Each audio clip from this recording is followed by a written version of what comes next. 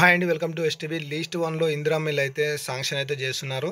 Sanction అయిన వారికైతే ఇట్లా ఉంటదనమాట. చూసుకోవచ్చు ఇక్కడ అప్లికేషన్ స్టాటస్ కూడా మీరు చూసుకోవచ్చు. Pending for sanction proceedings అని వస్తుందనమాట. లీస్ట్ 1లో ఎవరైతే ఉంటారో వారికి ఇందిరా మిల్ శాంక్షన్ అయిన వెంటనే వాళ్ళకు ఇట్లా వస్తుందన్నమాట. ఎంపీడీఓ ఏదైతే ఇప్పుడు ఎంపీడీఓ పెండింగ్ ఫర్ అప్రూవల్ ఏదైతే చూపెడుతుందో, ఎంపీడీఓ గారు అప్రూవల్ చేయగానే పెండింగ్ ఫర్ శాంక్షన్ ప్రొసీడింగ్స్ అని చెప్పి వస్తుంది. దీని తర్వాత మార్కౌట్ ఫోటో ఉంటుంది. మార్కౌట్ ఫోటో తర్వాత వాళ్ళు ఇల్లు అయితే నిర్మించుకోవాలి. తర్వాత బేస్మెంట్ స్టేజ్ ఫోటో ఉంటుంది. తర్వాత వాళ్ళకు పేమెంట్ సంబంధించిన ఇట్లా మొత్తం మీద ఇట్లా స్టేజ్ బై స్టేజ్ అయితే వెళ్ళిపోతుంది అనమాట అప్లికేషన్. ఫస్ట్ అయితే మనకు ఈ ఎంపీడీఓ అప్రూవల్ పెట్టిన వెంటనే నెక్స్ట్ స్టేజ్ మాత్రం పెండింగ్ ఫర్ శాంక్షన్ ప్రొసీడింగ్స్ అని చెప్పి వస్తుంది అనమాట. ఇలా ఎవరికైతే చూపెడుతుందో వాళ్ళకైతే ఆల్మోస్ట్ ఇల్లు అయితే శాంక్షన్ అయిపోయినట్టే లీస్ట్ 1లో.